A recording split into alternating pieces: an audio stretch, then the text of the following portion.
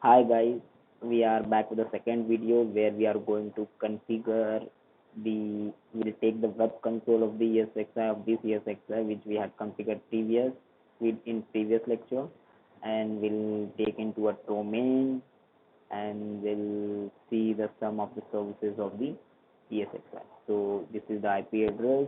So what we'll do, we'll go to the Windows machine one.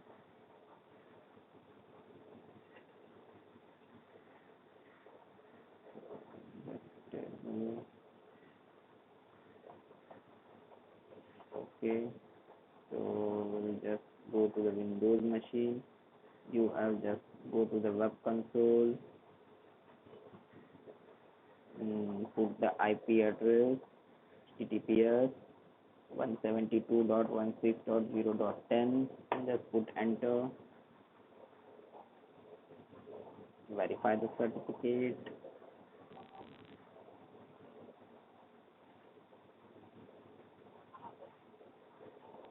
Yes, advance, then proceed.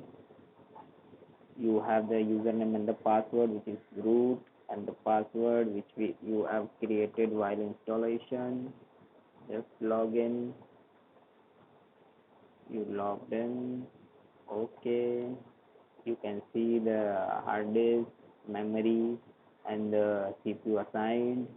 If you have vCenter, you can download from here. If you don't have, you can create the virtual machine or register. You can shut down, reboot, refresh. You have the option of action, create this. This is the services. Enable the SSH or enable the console. You can go and click on enable SSH. So you will be able to enable the access the SSH. If you want a shell, you can. There's a lockdown mode. Enable strict lockdown mode, in a normal lockdown mode, or disable it. We always keep as a disabled. This is the permission. We want to give the permission, and generate support bundle. If you have any issue with the ESXi, then you can generate a support bundle and give it to the VMware tool to resolve the issue. And then we'll go to the manage. There is option system, auto start time and date. If you have the time NTP server, then you can edit here. Then in a hardware, the power manager. If you are last license, this is about the licensing. If you have license, you can assign the license. Packages, services. Here are the services. You can enable and disable the services if you want it. SSH is running. You want to enable the shell, you can just click and start the shell.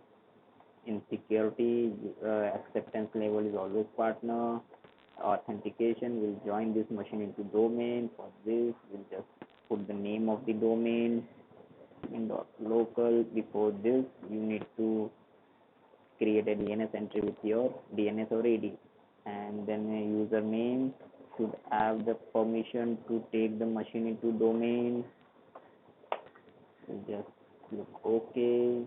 In a moment of time, we'll get the machine into domain. So see, yes, Active Directory enabled. It is in join domain. And then certificate. If you have your own certificate, you can. If just a user, if you want to create a new user, you can. The role, you can assign the role to the user. This is the lockdown mode. You can enable, disable. We always keep it disabled.